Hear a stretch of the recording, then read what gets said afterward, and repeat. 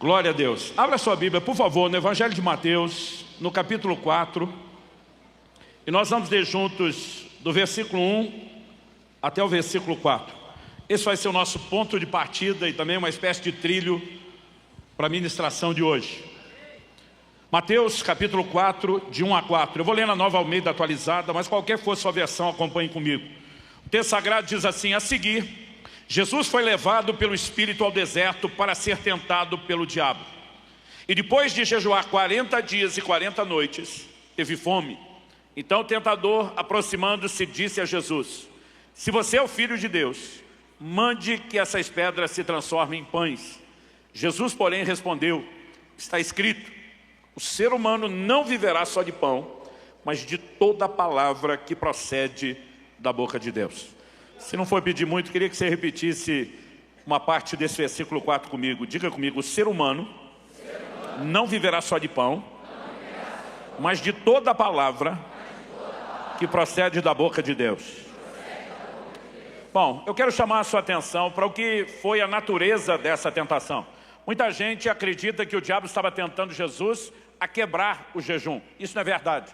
A Bíblia diz que foi depois de jejuar os 40 dias e 40 noites que ele teve fome.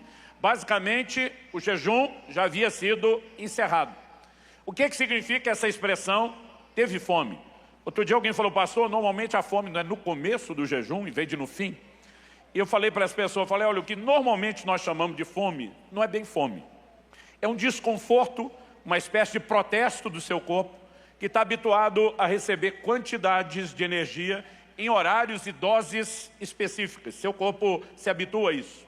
Então, a energia que movimenta seu corpo é glicose, que vem de um grupo alimentar específico, que nós chamamos e classificamos de carboidrato. Quando você deixa de comer, ou mesmo se você deixar de ingerir esse grupo de alimento específico, faltou glicose, seu corpo vai buscar energia numa fonte alternativa. Qual? Glicogênio, armazenado nos músculos e principalmente no fígado.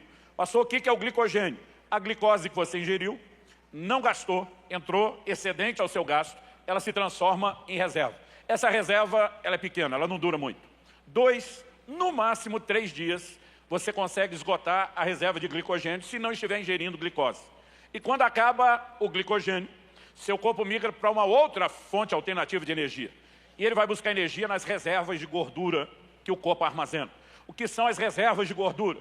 Glicose que você ingeriu, não gastou, ingeriu muito mais do que precisava para armazenar como glicogênio, e o corpo trabalha isso como reserva de gordura. Ou seja, depois de 3 dias de jejum, normalmente as pessoas vão deixar de sentir fome. Vontade de comer pode levar uns dias a mais, mas a fome normalmente vai embora. Por quê? Quando seu corpo começa a simplesmente buscar energia na reserva de gordura, imagina que você trocou um alimento externo por um interno. Seu corpo está se alimentando de si mesmo. Então, eu estou mencionando isso porque a gente normalmente não para pensar o que é que significa a fome que Jesus sentiu. Isso é o que nós podemos chamar da fome real. É o início do processo de inanição, consumo de tecido vivo. Quando se acabam as reservas de gordura, aí sim nós temos a fome real. Eu muitas vezes lia na Bíblia que Jesus jejuou 40 dias e eu pensava, ele fez isso porque era Jesus. Mas a verdade é que a maioria de nós, a grande maioria de nós, tem reserva para um jejum desse. Aliás, isso me faz acreditar que Jesus era magro. Uma fit assim de uma mistura de Felipe Parente com Fabinho, Ou mais. Por quê? Gente, eu já fiz 7 desses jejuns de 40 dias. Eu nunca tive fome. Porque aqui tem reserva, meu amigo. Mesmo depois de 40 dias, o menor índice de gordura corporal que eu já terminei foi 9%. Agora, recentemente, um dos líderes da nossa igreja já me acompanhou em 2 desses jejuns. No último, ele começou o jejum, é maior do que eu, começou o jejum com 69 quilos. Eu chamei o médico que nos acompanha e falei para ele: doutor, eu estou preocupado com fulano. Eu acho que ele não tem reserva para 40 dias. Meu médico olhou para mim e falou: tem. Eu falei: ele é bem magro. Ele falou: mas tem. Eu falei: mas vamos monitorar ele de perto? Ele falou: vamos monitorar, mas certeza que ele aguenta. Com 25 dias de jejum, ele ainda tinha 7% de gordura corporal. Quando terminou o jejum, estava com um pouco menos de 3, acho que 2,8. Para quem entende do assunto, só gordura marrom. Estava padrão, halterofilista, prof, em competição. Mas nem ele conseguiu esgotar a reserva de gordura dele. Na última semana, quando deu 7 dias, eu comecei a ligar para ele todo dia. Eu dizia para ele, Rafael, o nome dele, você está com fome? Ele dizia, não, pastor, tranquilo. Dia seguinte, faltando 6 dias, está com fome? Não, pastor, tranquilo. Dia seguinte, faltando 5, está com fome? Ele dizia, então. Começou a dar uns flashes de fome. Eu falei, o que é um flash? Ele falou, dura uns 30 segundos e some. No fim do dia vem outro. O corpo dele já estava avisando. Suas reservas estão terminando, não vão durar muito tempo. Em algum momento você tem que alimentar. Então eu estou dizendo isso porque a maioria de nós chama de fome algo que não tem comparação com o que Jesus sentiu. O que Jesus sentiu, quando a gente fala do instinto, da resposta natural do corpo humano, nós podemos classificar como o mais básico de todos os instintos, que é o de sobrevivência. É o corpo clamando por sobrevivência. E é nesse momento que Satanás o tenta não a quebrar o jejum. A essência da tentação era a forma como ele obteria alimento. Se você é o Filho de Deus, transforma as pedras em pães. Traduzindo, haja como Deus e não como homem. Isso impediria Jesus de ser o representante legal da nossa redenção, se ele agisse como Deus e não como homem. Mas apesar da tentação ser sobre outro assunto, e não sobre a quebra do jejum, é evidente que Jesus está num nível de fome que a maioria, eu diria quase que absoluta de nós, desconhece. Eu conheço muito pouca gente que passou fome no nível da inanição. E nesse momento de desespero, por menos do que isso, Esaú vendeu o seu direito de primogenitura. Nesse momento de desespero, quando Satanás tenta, a resposta de Jesus é, nem só de pão viverá o homem, mas de toda a palavra que sai da boca de Deus. Uma fome além da nossa capacidade de explicação, além da capacidade de compreensão, Jesus sinaliza que existia uma fome maior que o orientava. E essa fome era pela palavra de Deus. Ele está dizendo, não há a menor chance de eu colocar em jogo, de eu colocar em xeque, né, a palavra de Deus por conta de outro tipo de fome. E o tema da minha mensagem hoje é uma pergunta. Fome de quê? O que é que está regendo a minha e a sua vida? A expressão fome, ela é usada no sentido simbólico, alegórico na Bíblia, muitas vezes para expressar um profundo anseio, uma necessidade, mas a gente diria que a maior parte do mundo, quando a gente fala a maior parte do mundo, dá para jogar mais de 50% na conta. Eles são norteados, guiados pela fome. A maioria da população mundial levanta todo dia, não é apenas indo trabalhar porque é responsável porque ama, mas para sobreviver. Infelizmente, tem muita gente naquele estado de quase vender o almoço para comer a janta. Eles trabalham literalmente por sobrevivência. E normalmente a gente usa essa figura da fome para falar daquilo que nos move, daquilo que nos dirige, daquilo que estabelece não apenas um alvo, mas se torna uma força motriz que nos movimenta por aquele trilho. E justamente dentro dessa perspectiva, eu queria chamar a sua atenção para algumas afirmações de Jesus, não só nesse texto. Aqui, Nosso Senhor, ele fala a respeito de 2 tipos de alimento. Ele diz, seu corpo precisa de alimento natural para a subsistência e seu espírito precisa de um alimento espiritual, que é a palavra de Deus, para a subsistência, tanto quanto seu corpo natural precisa. Então Jesus não está apenas sinalizando que tem 2 tipos de alimento. Quando nós olhamos os demais ensinos de Jesus, você vai perceber que além de destacar que há um alimento espiritual e que há um alimento natural, muitas vezes no ensino de Jesus ele mostrava que o alimento natural pode concorrer, em termos de importância, ou de foco, pode concorrer com o espiritual. Em Lucas 21:34, vou ler na tradução brasileira, a Bíblia diz, guardai-vos, para não suceder que os vossos corações fiquem pesados com o excesso no comer e no beber, e com os cuidados dessa vida. Jesus está falando da comida ocupar um lugar que ofusca o plano espiritual. Aliás, algo que eu tenho batido bastante na tecla, falando ultimamente do cuidado do corpo, e uma das áreas é a alimentação, é que a sua alimentação não impacta só a sua saúde, ela vai impactar a sua vida espiritual. Qual foi a primeira área onde o homem cedeu à tentação e o pecado lá no Éden? Comida. A essência da tentação não era comida, mas a embalagem vendida era. Por que Esaú vendeu o direito de primogenitura? Por um prato de comida. Porque aquela geração de israelitas que Deus liberta do Egito com fortes sinais, prodígios, milagres, a Bíblia diz em Números 11 que eles ficaram com saudade do Egito. Por quê? Por causa da comida. Qual foi a primeira tentação de Satanás para com Jesus no deserto? Transforma as pedras em pães. E apesar de Cristo, o último Adão, não ter cedido como o primeiro, o diabo atacar na mesma área, tem que revelar para mim e para você alguma coisa. Paulo escreve aos Filipenses, uma igreja exemplar da Macedônia. Aliás, ela é citada como exemplo em várias epístolas, e a própria epístola de Paulo aos Filipenses tem muito mais elogio, encorajamento, reconhecimento, apreciação do que exortação. E para essa igreja de crentes exemplares, no capítulo 3, no verso 19, ele fala de alguns cujo Deus é o ventre. Traduzindo, o Deus que alguns de vocês vivem para servir, agradar, obedecer, se curvar diante dele, está no seu bucho. Era isso que ele estava falando para os filipenses. Ou seja, nós precisamos entender que a comida em si não é errada, não é só fonte de nutrição, Deus também a fez como fonte de prazer, mas a forma de relacionar com ela pode, de alguma forma, ofuscar, afetar a vida espiritual. Em Lucas, no capítulo 8, no verso 14, Jesus, na parábola do semeador, fala de uma das sementes que caiu entre espinhos, e os espinhos cresceram e sufocaram. Na hora de interpretar o significado alegórico dos espinhos, ele diz são as preocupações, as riquezas e os prazeres dessa vida. A valorização de prazeres, não precisa ser só os ilícitos, ela muitas vezes tem ofuscado a nossa percepção do mundo espiritual. Em João, no capítulo 4, quando Jesus chega em Samaria, em Sicar, junto ao poço de Jacó, e a Bíblia diz, cansado da viagem, ele para ali para descansar, os discípulos vão à cidade para comprar comida, a Bíblia é clara sobre isso, e chega aquela mulher para tirar água. A Bíblia diz que Jesus começa a ministrar a mulher. Nesse inteirinho, os discípulos que foram à cidade fazer o quê? Comprar comida, voltam. E quando eles voltam, interrompe Jesus e a ministração de Jesus na vida da mulher, dizendo, vou ler João 4, de 31 a 34, enquanto isso, os discípulos pediam a Jesus, dizendo, mestre, coma. Mas ele lhes disse, tenho para comer uma comida que vocês não conhecem. Então os discípulos começaram a dizer entre si, será que alguém lhe trouxe algo para comer? Jesus lhes declarou, a minha comida consiste em fazer a vontade daquele que me enviou e realizar a sua obra. Eles interrompem, Jesus diz, mestre, coma, tipo, tem nada mais importante que comer. Jesus olha e diz, eu tenho uma outra comida. Eles pensam, alguém trouxe alguma coisa na frente.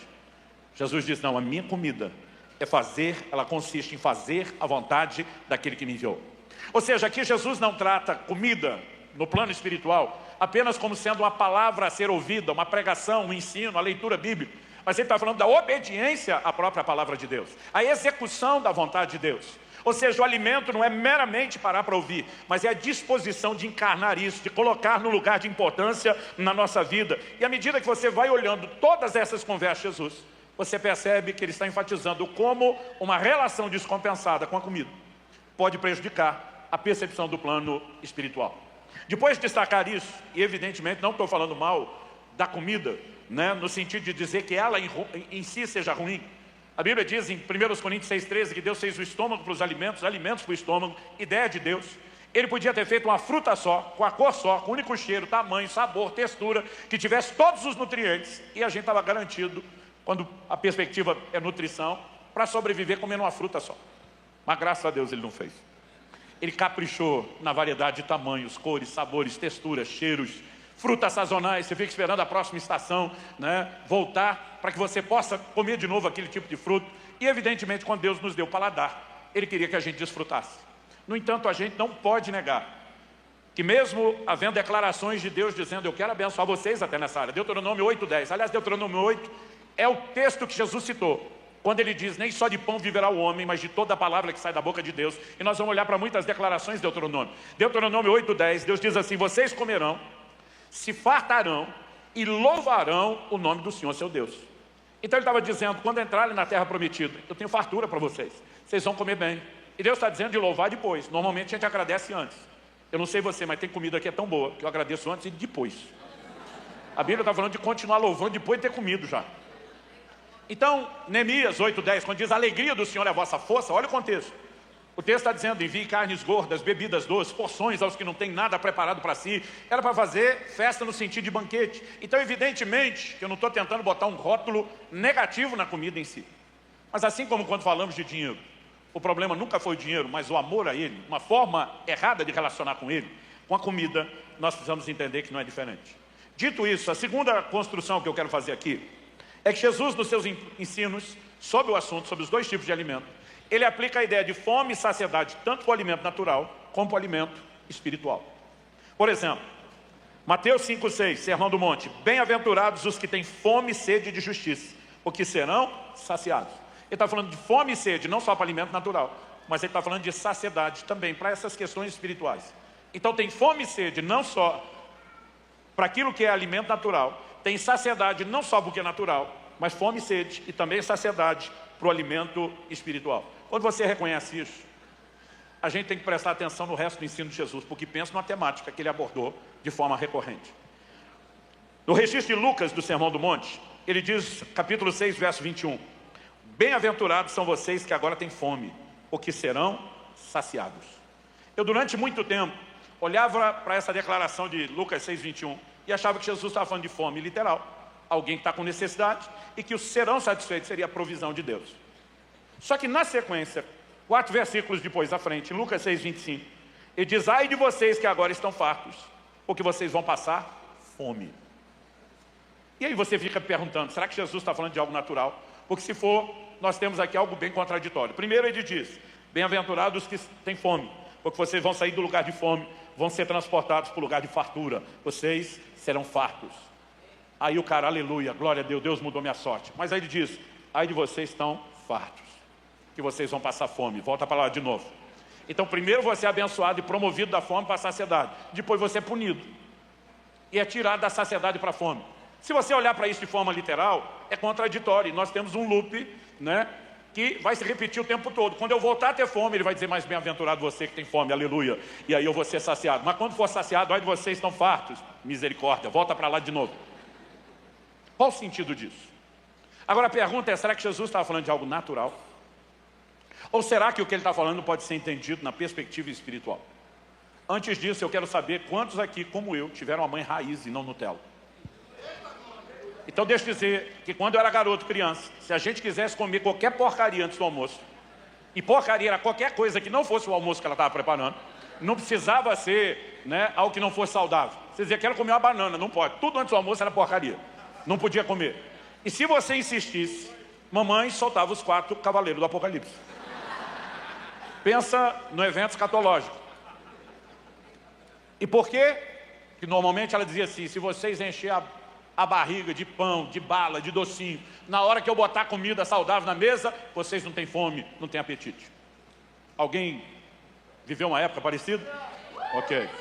Ainda temos as mães raízes. Não é só com os mais velhos. Agora preste atenção. Quando Jesus diz, bem-aventurados são vocês que têm fome, porque serão saciados. A pergunta, ele está falando só de fome natural? Eu quero te provar que não.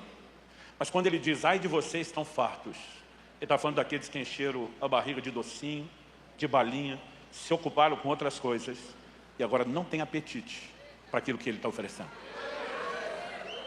E aqui eu e você precisamos entender esse padrão de advertência. Porque biblicamente falando, a fartura natural, ela pode contribuir com indiferença espiritual.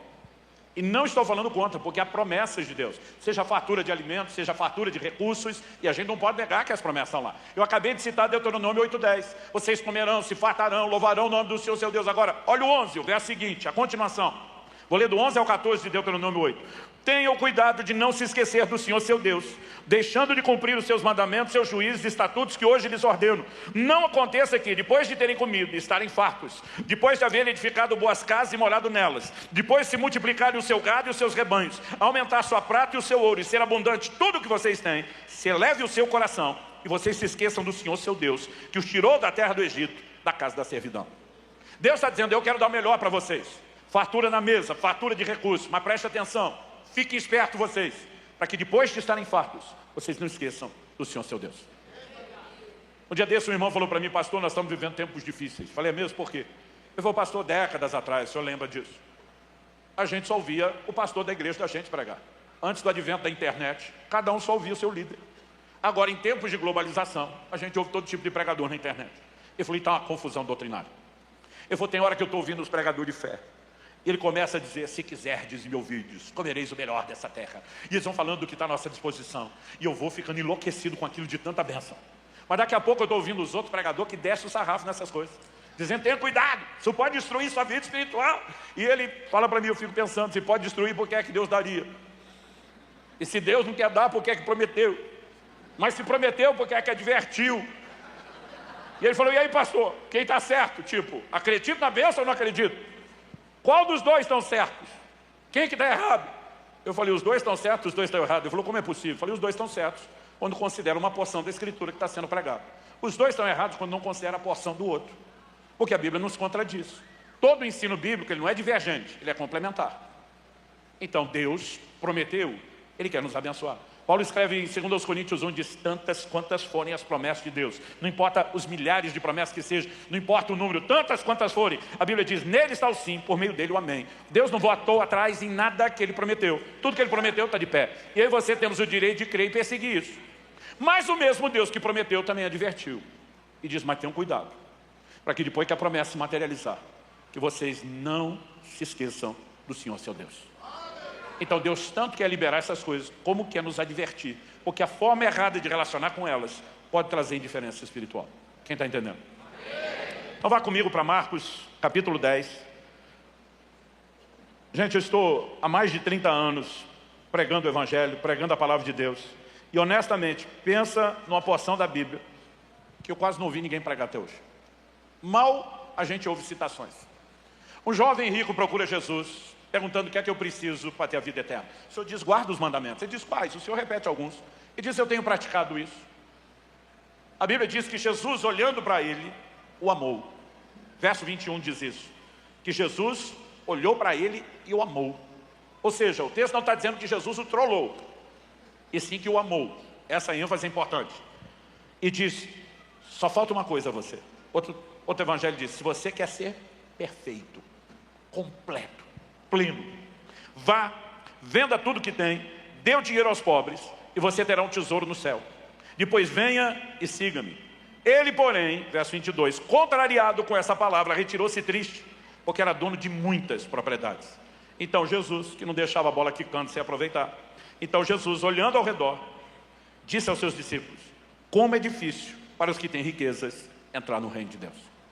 Os discípulos estranharam essas palavras, mas Jesus insistiu em dizer-lhes, filhos, como é difícil entrar no reino de Deus. É mais fácil um camelo passar pelo fundo de uma agulha do que um rico entrar no reino de Deus. Eles ficaram muito admirados, dizendo entre si, sendo assim, quem pode ser salvo? Jesus, olhando para eles, disse, para os seres humanos é impossível, contudo não para Deus, porque para Deus tudo é possível. Então Pedro começou a dizer-lhe, eis que nós deixamos tudo e seguimos o Senhor. Jesus respondeu, em verdade lhes digo, que não há ninguém que tenha deixado casa, irmãos, irmãs, mãe, pai, filhos ou campos, por minha causa e por causa do Evangelho, que não receba já no presente 100 vezes mais casa, irmãos, irmãs, mães, filhos e campos, com perseguições, e no mundo por vir receberá a vida eterna. Vamos prestar atenção no que Jesus falou, porque isso não está registrado na Bíblia à toa. Está aqui para ser entendido e não ignorado. Então, em primeiro lugar, Jesus fala que é difícil para os que têm riqueza entrar no reino de Deus. Palavras dele, não nós. Agora, nós precisamos olhar para a dificuldade que Jesus aponta e entender a sua origem. Do que Jesus falava? De onde vem essa dificuldade? É Deus que dificulta? Evidentemente que não. Romanos 2,11 diz que ele não faz acepção de pessoas. Deus não ama mais o pobre do que o rico, e não ama mais o rico do que o pobre. Então, Deus tem um plano distinto para cada um? Também não. Então, por eliminatória, a gente tira a origem da dificuldade de Deus e sobra quem? O próprio rico. A dificuldade se origina nele mesmo. Segunda coisa a ser observada, a diferença entre dificuldade, Jesus está falando de dificuldade. Os discípulos olham e dizem, quem é que pode ser salvo? Eles tratam como se fosse impossível. Jesus entende o que eles estão falando disso. Para os homens, impossível. Mas para Deus, tudo é possível. Então, Jesus deixou claro a diferença entre dificuldade e impossibilidade. Ele não está dizendo que é impossível o rico ser salvo. Ele só diz que é difícil. Mas ele garante que com Deus, tudo é possível. Até o rico ser salvo. Terceira observação. Se a dificuldade vem do rico, e ela não é necessariamente impossibilidade, porque muitos deles têm essa dificuldade. E eu creio que nós vamos voltar na história da criança que come antes do almoço. Porque estão enchendo a sua alma de outros deleites e prazeres, a ponto de não sobrar anseio ou fome por aquilo que é espiritual. Em Lucas, no capítulo 12, no verso 19, quando Jesus fala na parábola do rico insensato, diz que ele afirma assim, então direi à minha alma, você tem depósito muitos bens para muitos anos, descanse, coma, beba e aproveite a vida, ou regala-te. Direi à minha alma. A maior saciedade, ela está acontecendo no nível da alma. Eu vou festejar, eu vou me deleitar, eu vou isso, eu vou aquilo, mas a conversa acontece com a alma. Então, infelizmente, muita gente que tem conhecido fartura, e não estamos falando só de quem ainda não converteu, às vezes até de convertidos, eles não percebem que podem estar suprimindo o apetite por aquilo que é espiritual. Último lugar. Quando os discípulos entendem o que Jesus está falando e argumentam, nós deixamos tudo por causa do Senhor, Jesus diz, não há ninguém que tenha deixado tudo, não vou repetir a lista de tudo que ele falou, mas ele diz que não receba já no presente 100 vezes mais.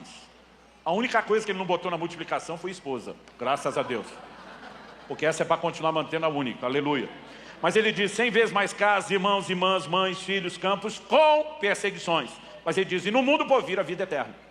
E tem gente que não entende isso, mas peraí pastor, a vida eterna, ela é fruto do merecimento, então abandonou tudo, merece ser salvo? Não. Jesus nunca falou de merecimento.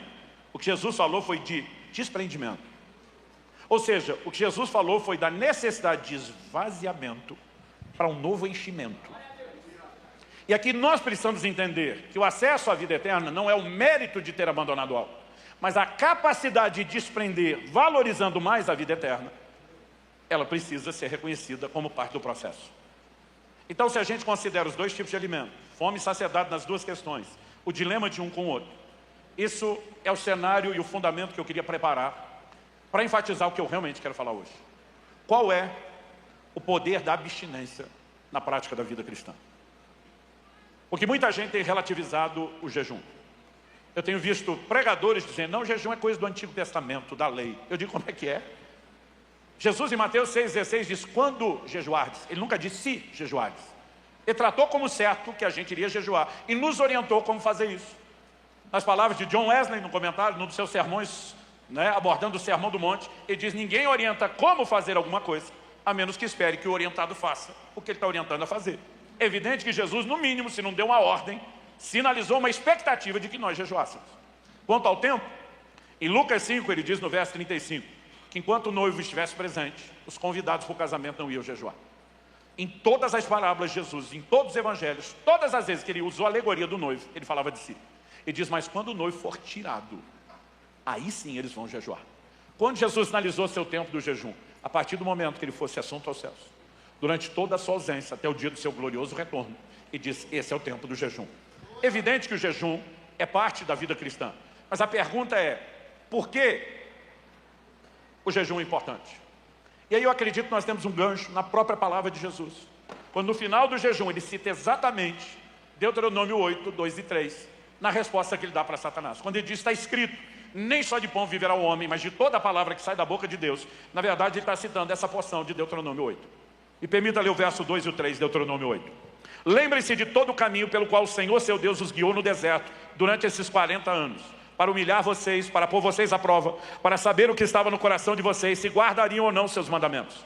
Ele humilhou vocês. Se você puder, repita comigo, humilhou. Ele os deixou passar fome. Se você puder, repita comigo, passar fome. Ele os sustentou com maná, que vocês não conheciam e que nem os pais de vocês conheciam, para que vocês compreendessem.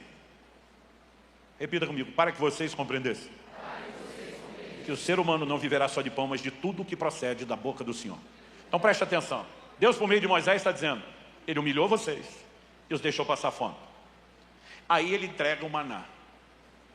A frase, para que, é um indicativo de propósito. Para que vocês compreendessem. Que nem só de pão natural o homem vai viver, mas de tudo o que procede da boca de Deus. A interpretação, a aplicação prática é feita por Jesus, dizendo de toda a palavra. Deuteronômio só diz o que procede da boca de Deus.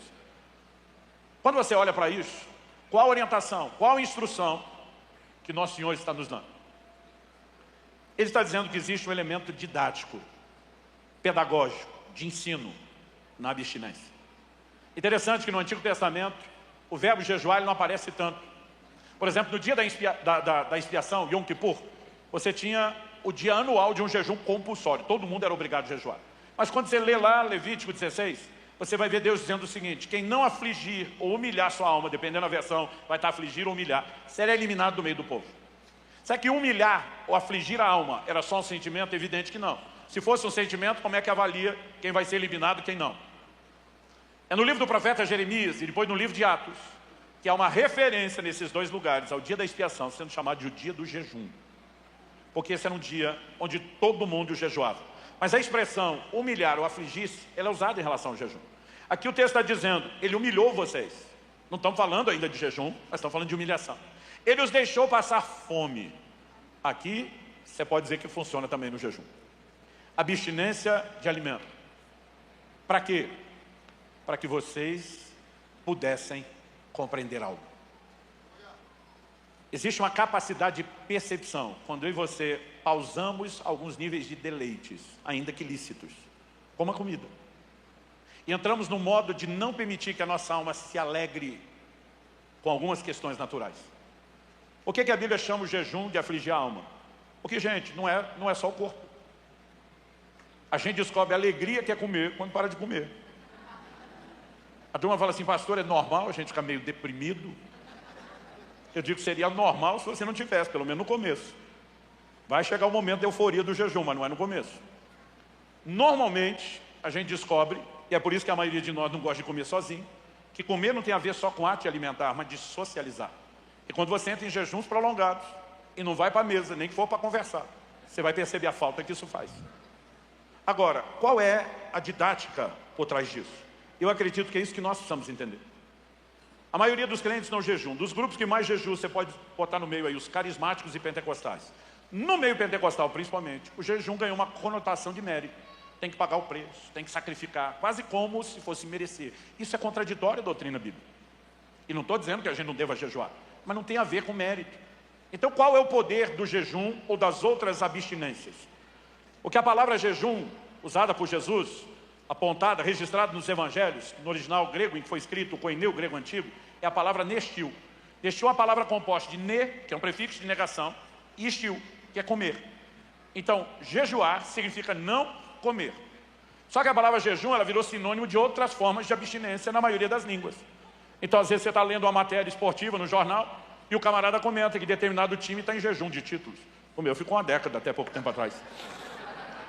Ou você lê que determinado atacante está em jejum de gols, o que vira sinônimo de qualquer tipo de abstinência. E aí a coisa mais normal é você ouvir os crentes falando, estou em jejum de rede social. E não está errado. A Bíblia fala de outras formas de abstinência. Mas o que eu acredito é que elas devam ser complementares e não substitutas do jejum básico e fundamental de alimento.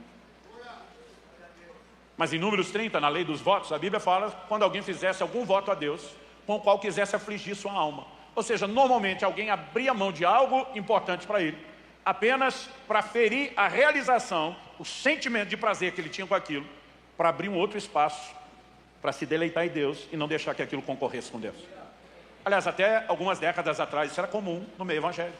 Você encontrar crentes que diziam, faz tantos anos, não bebo café, estou de voto. E essa prática tem se perdido. Deus nunca obrigou ninguém a fazer o voto, mas ao criar uma lei que regulamentava os votos, Ele está dizendo, eu espero que em algum momento você faça isso porque queira. Eu quero que você queira, sem te obrigar. Então, ao regulamentar, Ele está dizendo, gente, é algo a ser considerado. Quem está entendendo? O jejum tem a ver com humilhação. Em Daniel 10:12, a Bíblia diz que Daniel dispôs o coração a se humilhar na presença do seu Deus. Quando está falando do período de jejum. E tem a ver com fome. Então, apesar do texto de Deuteronômio não falar especificamente sobre jejum, mas Jesus aplicá-lo no contexto do jejum, e o que está lá como efeito didático, humilhação e fome, também está relacionado no jejum, e faz entender que o jejum tem uma didática. Ele nos leva a um poder de compreensão da importância do alimento espiritual, como normalmente nós não teríamos quando estamos entretidos só com as festas. Há 2 anos atrás, encontrei um dos gigantes espirituais dessa nação, que eu admiro muito. Não consegui esconder dele que estava num período de jejum prolongado. Porque ele me avisa e diz, olha, tão logo você chega no aeroporto, alguém vai te buscar, vai te levar para o restaurante, encontrar o restante dos preletores, porque nós vamos almoçar junto. Falei, pastorzão, fico muito feliz de ir para o restaurante, sentar com vocês, mas preciso te avisar antes que eu não vou comer hoje. Ele, tá, entendi. Eu falei, não vou almoçar hoje. Ele falou, então vamos fazer o seguinte, vai para o hotel, à noite a gente janta. Eu falei, então, é que à noite eu também não vou jantar. Ele, ok, entendi. Então deixa para o café da manhã, de amanhã. Eu falei, pastor, também não vai rolar. E antes do senhor pular uma refeição de cada vez, eu vou ter que me antecipar. Eu não vou comer esses dias. Ele, entendi. Depois nós conversamos. Aí depois ele me procura e fala assim, Subirá, você é uma das pessoas que eu conheço que mais jejum. Ele falou, honestamente, eu nunca fiz jejum prolongado. Ele falou, eu tenho uma gastrite, eu não posso jejuar mais do que um dia. Eu não sei o que essa loucura dos jejuns prolongados você faz. Mas ele falou, se não te incomodar, eu queria te fazer perguntas. Eu achei que ele ia fazer perguntas de ordem fisiológica, etc. e tal. Primeira pergunta dele. O que tem te levado, com tanta paixão, insistência, recorrência e determinação, a esses jejuns prolongados? Eu falei, pastorzão, se o senhor me perguntasse isso aos 18 anos, com 18 anos de idade, quase todo mês eu fazia de 3 a 7 dias de jejum na água. Se o senhor me perguntasse isso aos 18 anos, eu te diria que era fome pelo sobrenatural. Eu não queria ter um ministério cujos resultados fossem baseados na força do braço. Eu queria viver a intervenção de Deus, e eu posso te garantir que o jejum tem sido uma ferramenta de acesso ao sobrenatural. Mas para mim hoje, isso é efeito colateral. Uma boa consequência, mas efeito colateral. Não é mais meu propósito, não é o que me norteia. Ele falou, e o que hoje é o propósito? Eu olhei para ele sem titubear, eu respondi algo que me deixaria naquele modo de análise mais profundo depois. Eu olhei para ele e falei assim, a capacidade de perceber os deleites espirituais. Ele me olha e diz, me fale mais sobre isso. Falei, pastorzão, para eu te explicar algo espiritual, eu vou começar por algo natural. Falei, quem jejua discorda de uma frase que muita gente repete. As pessoas costumam dizer que a água não tem sabor, não tem gosto. Quem jejua discorda. Porque depois de alguns dias de jejum, seu paladar fica muito apurado. Então, por exemplo, meu médico insiste não só que eu ingira bastante água, mas ele pede que dê preferência a um pH mais alto da água. pH mais alto, aqui no Paraná a gente tem água, tem até 10 do pH, acima de 7, quanto mais vai subindo, mais salobra é o gosto da água. Só quando você tem uma água de um pH menor, que o gosto não é ruim, o fato dela não ser alcalina não é tão bom, principalmente durante o jejum prolongado. Então, seja para regular a falta de um pH, a altura aqui na água que ele é baixo, ou por causa do sabor ruim da que é alto, os jejuadores têm uma técnica que é muito comum. Você espremer um pouco de limão na água. Se o pH já é alto, ajuda a controlar a questão do sabor e dribla aquele gosto da água mais salobra. Se ele é baixo e não tem problema com o sabor, o próprio limão, ele alcaliniza a água e estabiliza o pH da água e do sangue. Não vou entrar em detalhes sobre isso, mas a gente faz. Falei, então, um dia eu estou, nesse mesmo jejum, falei para ele, eu estou num outro grupo de pastores, numa outra conferência, e o povo saiu todo mundo para almoçar junto. E eu falei, vou com vocês. A turma, não vai não, vai para o hotel que você não está comendo. Falei, gente, eu não estou comendo. Vocês ainda querem me roubar o tempo de mesa, de comunhão, de testemunho. Falei, não tem chance de eu ficar, estou indo. Aí um falou assim, vai constranger a gente. Falei, o problema é seu. Eu não vou perder o que vocês vão conversar lá por causa disso. Mas aí, para tentar brincar com o assunto, falei para ele, mas fica tranquilo que hoje é dia de banquete. Ele olhou para mim e falou, mas você não está de jejum? Falei, banquete de quem? Jejum é água com gás com limão espremido. Falei, então hoje é banquete. A turma riu, chegamos lá, pedi o bendito limão. Quando o garçom trouxe, ele não trouxe aquele copinho pequeno de pinga, com meio ou um limão espremido. Ele trouxe um copo desse tamanho para maior, cheio de limão. Quando eu vi o tamanho do copo, pensei, ele não entendeu o que eu pedi. É muito limão. Ele deve ter achado que eu queria uma limonada. Mas antes de reclamar, eu mesmo peguei a água e dei um golinho. Quando eu provei, eu senti que estava doce. Então deduzi que era limonada. Chamei o garçom e falei, amigão, você não me entendeu. Eu queria só o sumo do limão, limão puro, e não uma limonada. Ele falou, mas isso aí não é limonada, é o limão puro. Eu falei, impossível, está doce. Quando eu falei isso, ele falou, impossível, digo eu, que vi o cara da cozinha espremer os limão tudo aí. Aí eu pensei, eu estou doido. Provei de novo, provei a segunda vez. Quando provei, falei, está doce. Aí o cara, não pode, passou na minha frente, curioso, tomou o copo da minha mão. Ele falou, deixa eu provar. E quando ele provou, fez uma cara de azedo. Ele falou para mim, pelo amor de Deus, Subirá, não tem nada de doce aqui. Aí eu pensei, eu estou doido. Peguei o copo de novo, bebi a terceira vez. Falei, está doce. Ele tomou a segunda, fez cara de azedo de novo. Falou, não está. Todo mundo na mesa entrou no tirateima, resolveu provar, eu quase fiquei sem limão. Todo mundo fez cara de azedo. E eu demorei para lembrar por que eu estava sentindo doce. Eu finalmente me toquei e falei, é o jejum. Eu conseguia perceber a frutose, o açúcar natural da fruta, do limão, que ninguém conseguia perceber, de tão apurado que o paladar fica. Agora, alguns dias depois, eu estou em outro almoço de pastores, aí já não lembro se era almoço ou janta, mas em outra refeição, e um deles, quando termina de comer, pega de sobremesa uma salada de fruta. Para quem o limão está doce, você imagina as outras frutas? Só que ele não sentia o que eu sentiria, e ele pega e vira uma lata de leite condensado em cima daquilo. Gente, eu quero voar no pescoço do cara, por cima da mesa, gritar com ele, não precisa disso, a fruta já é doce! Mas primeiro eu lembro que quando eu ingeri açúcar, eu não sentia o gosto da fruta, do doce da fruta. Segundo, eu penso, não vai adiantar falar. Talvez ele precise primeiro de uma experiência como a minha, para ver que dá para aproveitar melhor a fruta. Mas enquanto eu estou pensando naquilo, eu começo a fazer o paralelo espiritual. E aí eu vou voltar na história do limão. O jejum começou a me levar a um lugar onde eu nunca havia entrado, que era de muitas vezes estar com a palavra de Deus aberta, estudando. E se perguntar, isso sempre foi doce desse jeito? E eu e os outros é que não estão percebendo? Nos momentos de oração e adoração, parar e dizer, peraí, isso sempre foi doce dessa maneira, e a gente é que não percebia. Em 1 Coríntios, no capítulo 7, Paulo está escrevendo aos cônjuges, marido e mulher, e ele fala de uma dinâmica do relacionamento que envolve a vida íntima, conjugal, intimidade física, contato sexual. Ele diz em 1 Coríntios 7,5 que um não deve privar ao outro. Privar do quê? Ele está falando de intimidade, de contato físico. Basicamente, ele está dizendo que nessa área, o casal cristão também tem que ter avivamento. Mas, outro dia um gritou, meu versículo predileto. Eu fiquei pensando, ele estava falando da primeira ou da segunda parte?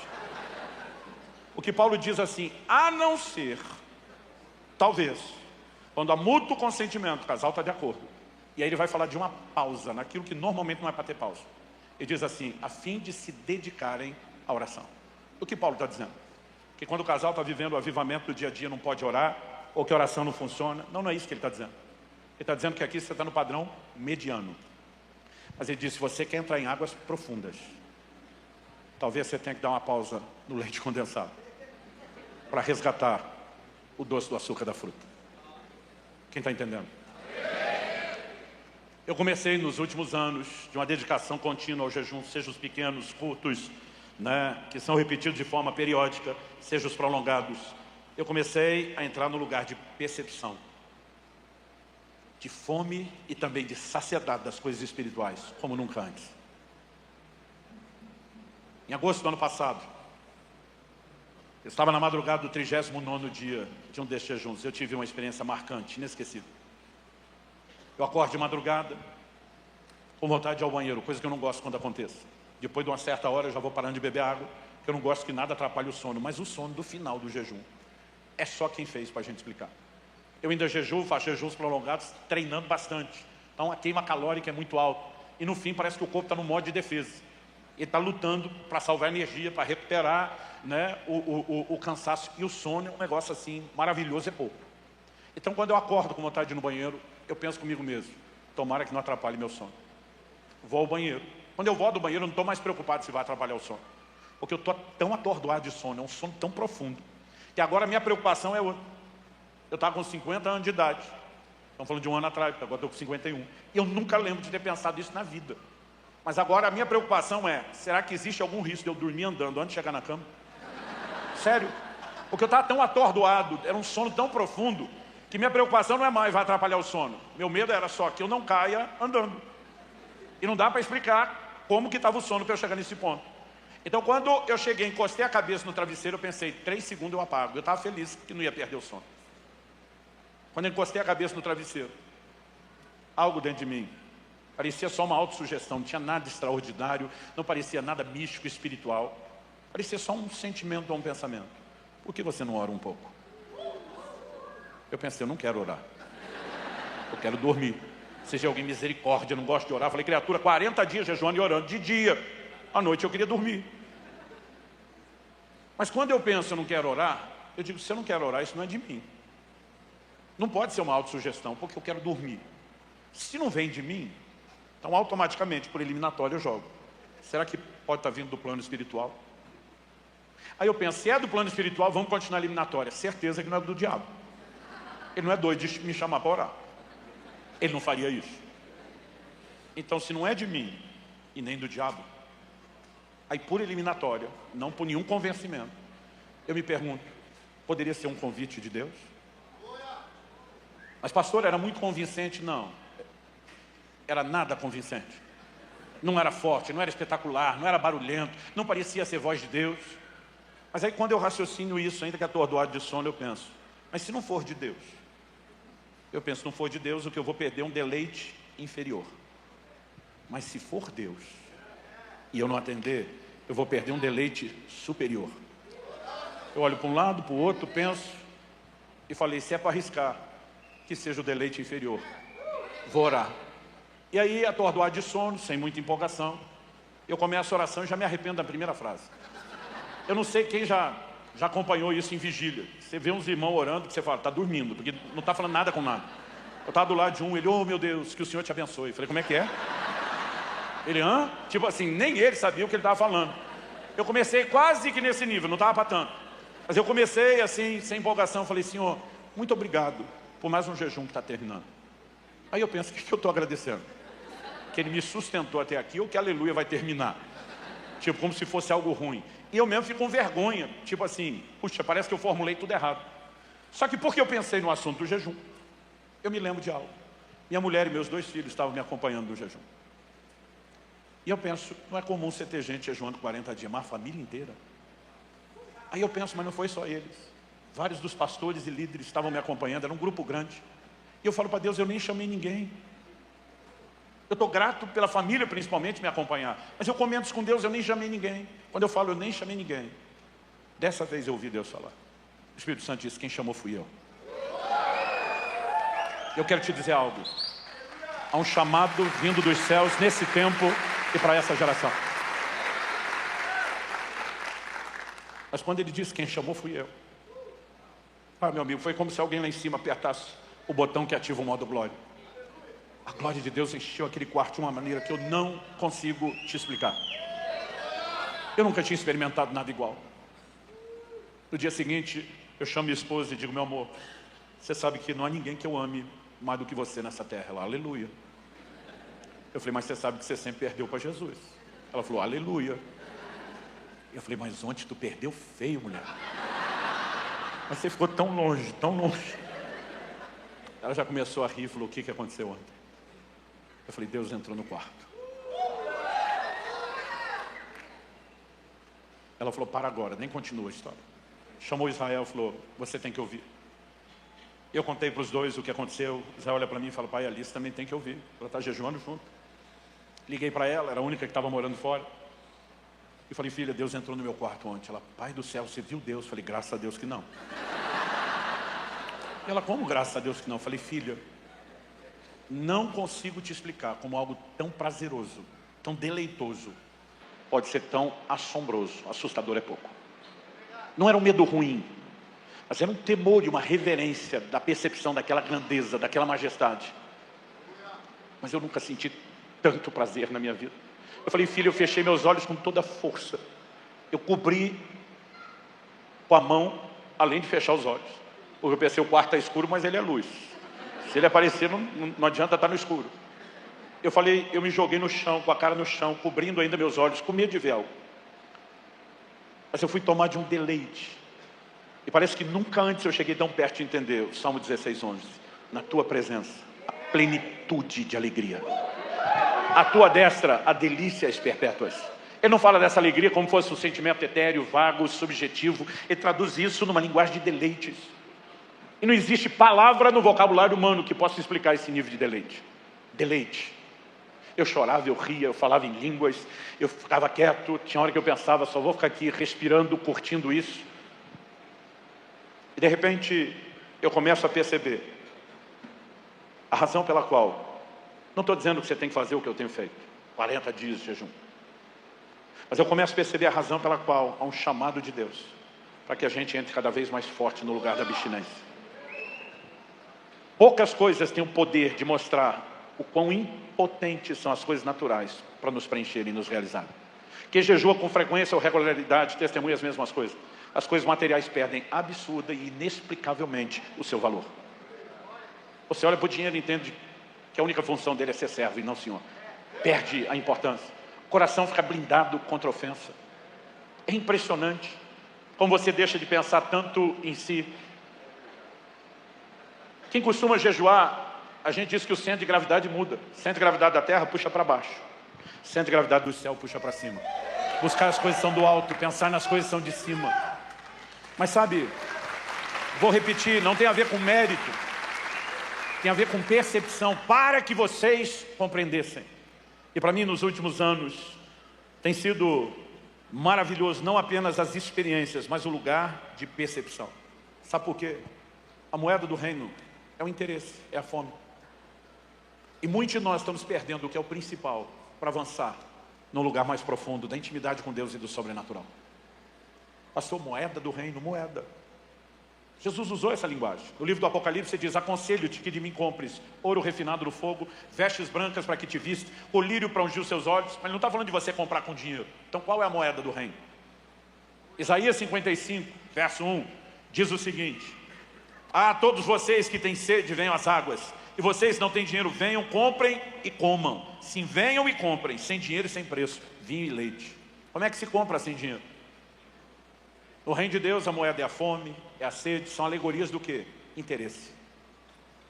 Vocês têm sede, venham às águas. Isaías 44:3, derramarei água sobre o sedento. Para quem que Deus vai dar água? Para quem valoriza a água, para quem não vai desperdiçar água, para quem vai aproveitar a água. É por isso que Jesus disse, não deis aos cães o que é santo, não lancem pérolas aos porcos. Deus está dizendo, não dê algo de valor para quem não reconhece o valor. Ele não nos mandaria fazer algo que Ele mesmo não faz. Em Êxodo 19, quando eles chegam no Sinai, depois de sair do Egito, e Deus se manifesta de forma gloriosa, o povo fica apavorado de ouvir a voz de Deus, mesmo que não viram nenhuma forma. A voz sai daquela nuvem escura, com trovões, relâmpagos, vozes, fogo, terremoto, e o povo diz para Moisés, fale Deus com você e você conta para a gente, nós estamos com medo de morrer. Depois desse evento, Deus disse para Moisés, de hoje em diante eu falo com você e você fala para o povo. Porque o povo manda em Deus? Não. Porque Deus não entrega nada para quem não valoriza. Nosso maior problema está nas percepções de valor. Outro dia um falou para mim, pastor, o Jacó trollar o irmão dele para comprar a bênção, eu entendo, mas os céus autenticar a transação é que é a parte difícil de entender. Eu falei, como é que é? Não, os céus autenticar a compra de Jacó. Eu falei, os céus não autenticaram a compra de Jacó. Claro que sim, ele recebeu. Eu falei, mas os céus não autenticaram. O que a Bíblia diz em Gênesis, e repete na releitura de Hebreus, é que Esaú desprezou o seu direito de primogenitura. Foi Esaú que jogou fora. Não foi Jacó que comprou. Ele pode agir de forma carnal, escusa, mas pelo menos tinha o que o irmão não tinha. Interesse por aquilo que Deus estava disponibilizando. O que está faltando para a igreja hoje em dia, meu querido, não é alimento. O que está nos faltando é fome. Porque provavelmente a gente está se enchendo de bala e docinho. A gente gasta tempo demais buscando deleite em fontes que não quer dizer que elas sejam erradas, mas elas jamais vão nos suprir. Não há nada, absolutamente nada do que Deus deu. Seja o deleite matrimonial, da vida íntima, seja o deleite do alimento, ainda que consumido com moderação, seja o ter prosperado, não existe nada que preencherá o coração do homem como aquilo que eu e você podemos ter diante de Deus. Ano passado minha mulher me pergunta, como que está o seu balanço aos 50 anos de idade? Ela diz, eu sei que toda década cheia, seu balanço é mais profundo de vida. Ela diz, foi assim aos 30, aos 40, como é que está agora? Eu olho para ela e falei, eu estou em crise. Ela falou, qual é a crise? Eu falei, amor, durante tantos anos a gente quis tanta coisa que a gente não podia. Ela falou, é verdade. Eu falei, agora que a gente pode, eu não quero mais. Ela falou, mas isso não é maturidade? Eu falei, eu acho que é. Mas a pergunta a ser feita é por que nós perdemos tanto tempo querendo? Por que a gente achou que precisava daquilo para ter alegria ou realização? Há um lugar em Deus que eu e você precisamos redescobrir. Mas a fome precisará ser resgatada no plano espiritual, se nós queremos descobrir saciedade também de uma forma sobrenatural. E honestamente eu não tenho conhecido nenhuma disciplina que tenha tamanho poder didático como o jejum. Eu creio que Deus vai despertar, como talvez nós nunca vimos na história da igreja, uma cultura de jejum que vai nos levar a esse lugar de percepção. Eu vim te encorajar você. É por isso que o tema da mensagem é uma pergunta, para que você avalie a própria vida. Fome de quê? O que é que está norteando a sua vida? Eu queria que a gente ficasse em pé para ter um tempo buscando a Deus juntos.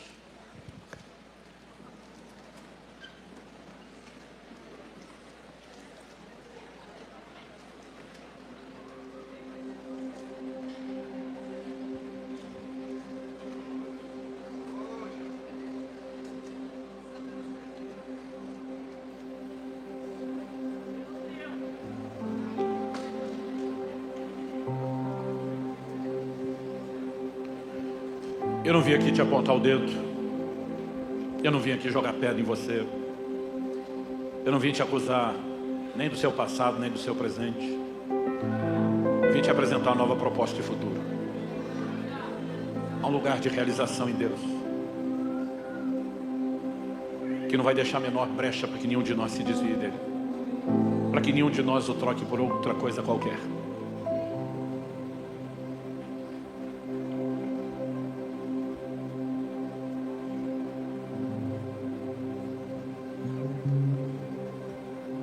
De alguma forma, nós vamos ter que nos expor um pouco mais desse lugar, onde a gente pausa outras coisas que estão saciando nossa alma, para estar mais comigo. Talvez você vai ter que pausar um pouco as redes sociais, seu consumo de Reels e TikTok e Shorts do YouTube, para dizer, eu vou ter mais tempo na palavra. Talvez você tenha que não apenas pausar o deleite da comida, mas usar o tempo em que não se alimenta, numa vida corrida de trabalho, estudo e tantas outras coisas, para conseguir ter mais tempo com Deus. Eu não sei exatamente como o Espírito Santo pode te conduzir, mas eu sinto que é um convite. Eu sinto a doçura da presença dele de uma forma muito singular aqui hoje. Eu sinto que ele quer encher o coração de muitos de nós com saudade. Quando no livro do Apocalipse ele diz: lembra-te de onde caíste.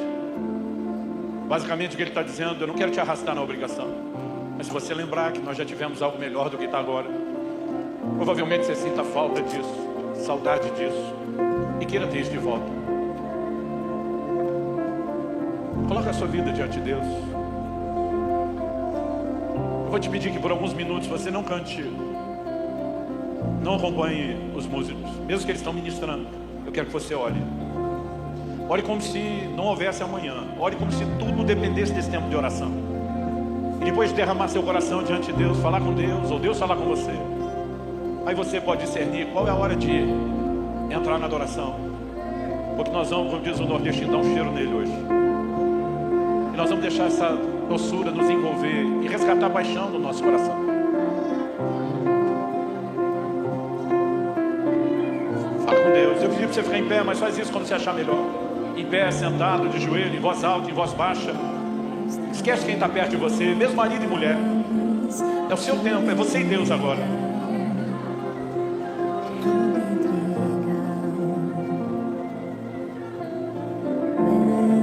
Leva-me mais perto de ti, Senhor, anseio por ti.